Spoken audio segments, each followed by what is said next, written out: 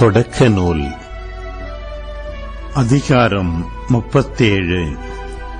கானான் நாட்டில் தம் தந்தை தங்கியிருந்த நிலப்பகுதிகளில் யாக்கோபும் வாழ்ந்து வந்தார். யாக்கோபின் குடும்ப வரலாறு இதுவே. யோசேப்பு 17 வயது இளைஞனாயிருந்தபோது தம் தந்தையின் மறுமனைவியரான பிலகா, சில்பா என்பவர்களுடைய புதல்வர்களான தம் சகோதரரோடு மந்தை மேய்த்துக் கொண்டிருந்தார். அவர் தம் சகோதரர் செய்து வந்த தீச்செயலை பற்றி தம் தந்தைக்கு தகவல் கொடுத்தார். இஸ்ரவேல் முதிர்ந்த வயதில் தமக்கு யோசேப்பு பிறந்தமையால் அவரை மற்றெல்லா புதல்வரையும் விட அதிகமாக நேசித்து வந்தார். அவருக்கு அழகு வேலைப்பாடுகள் நிறைந்த ஓர் அங்கியை செய்து கொடுத்தார். அவருடைய சகோதரர்கள் தங்கள் தந்தை அவரை எல்லாரிலும் அதிகமாய் நேசிக்கிறார் என்று கண்டு அவரை வெறுத்தனர். அவர்களால் அவரோடு பாசத்துடன் பேச இயலவில்லை. யோசேப்பு தாம் கண்ட ஒரு கனவை தம் சகோதரருக்கு தெரிவித்தார்.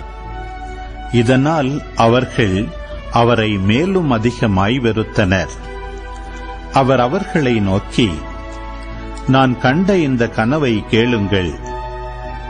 நாம் வயலில் அறுத்த அரிகளை கட்டும் பொழுது திடீரென எனது அரிக்கட்டு எழுந்து நிற்க, உங்கள் அரிக்கட்டுகள் என் அரிக்கட்டை சுற்றி வணங்கின என்றார். அப்பொழுது அவர் சகோதரர் அவரை நோக்கி, நீ எங்கள் மீது உண்மையிலேயே ஆட்சி செலுத்தப் போகிறாயோ? நீ எங்கள் மீது உண்மையிலேயே அதிகாரம் செலுத்தப் போகிறாயோ என்று கேட்டனர். இவ்வித கனவுகளின் காரணமாகவும் அவருடைய தகவல்களின் காரணமாகவும் அவரை அவர்கள் இன்னும் அதிகமாய் வெறுத்தனர். மேலும் அவர் தாம் கண்ட வேறொரு கனவையும் தம் சகோதரர்களுக்கு விவரித்தார். நான் மீண்டும் ஒரு கனவு கண்டேன். அதில் கதிரவனும் நிலவும் 11 விண்மீன்களும் என்னை வணங்க கண்டேன் என்றார். இதை அவர் தம் தந்தைக்கும் சகோதரர்களுக்கும் விவரித்தபோது அவர் தந்தை அவரை கண்டித்து, நீ கண்ட இந்த கனவின் பொருள் என்ன? நானும் உன் தாயும் உன் சகோதரர்களும் தரை மட்டும் தாழ்ந்து உன்னை வணங்க வேண்டுமா என்று கேட்டார். அதன் பொருட்டும் அவர் சகோதரர் அவர் மீது பொறாமை கொண்டனர். அவர் தந்தையோ இக்காரியத்தை தம் மனத்தில் கொண்டார். அப்படி இருக்கையில் அவர் சகோதரர் செக்கேமில் தம் தந்தையின் மந்தைகளை மேய்க்கச் சென்றனர். இஸ்ரவேல் யோசேப்பை நோக்கி, உன் சகோதரர்கள் செக்கேமில் ஆடு மேய்க்கிறார்கள் அல்லவா? அவர்களிடம் உன்னை அனுப்பப் போகிறேன் என்று கூற, அவர், இதோ நான் தயார் என்றார். அவர் அவரிடம், நீ போய் உன் சகோதரர் மந்தைகள் நலமா என்று விசாரித்து வந்து எனக்கு தெரிவி என்று சொல்லி எபிரோன் பள்ளத்தாக்கிலிருந்து அவரை அனுப்பினார். அவரும் செக்கேமிற்கு வந்தார். அவர் புல்வெளியில் வழி தவறி அலைவதை ஒரு மனிதன் கண்டு, என்ன தேடுகிறாய் என்று அவரை கேட்டான். யோசேப்பு, என் சகோதரர்களை தேடுகிறேன். அவர்கள் எங்கே ஆடு மேய்க்கிறார்கள் என்று தெரியுமா? சொல்லும் என்றார். அதற்கு அம்மனிதன், அவர்கள் இவ்விடத்தை விட்டு கிளம்பிவிட்டார்கள். தோத்தானுக்கு போவோம் என்று அவர்கள் சொல்லிக் கொண்டதை நான் கேட்டேன் என்று பதிலளித்தான். யோசேப்பு தம் சகோதரரை தேடிச் சென்று தோத்தானில் அவர்களை கண்டுபிடித்தார். தொலையில் அவர் வருவதை கண்ட அவர்கள் தங்களுக்கு அருகில் அவர் வருமுன் அவரை கொல்ல திட்டமிட்டனர். அவர் சகோதரர்கள் ஒருவரை நோக்கி, இதோ வருகிறான் கனவின் மன்னன், நாம் அவனை கொன்று இந்த ஆழ்குழிகளுள் ஒன்றில் தள்ளிவிட்டு ஒரு கொடிய விலங்கு அவனை தின்றுவிட்டதென்று சொல்வோம். அப்பொழுது அவனுடைய கனவுகள் என்ன ஆகும் என்று பார்ப்போம் என்றனர்.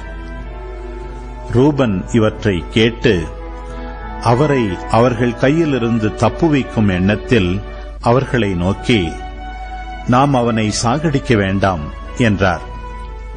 ரூபன் அவர்களை நோக்கி, அவன் இரத்தத்தை சிந்தாதீர்கள், அவனை பாலை நிலத்தில் உள்ள இந்த ஆழ்குழிக்குள் தள்ளிவிடுங்கள், அவன் மீது கை வைக்காதீர்கள் என்று சொன்னார்.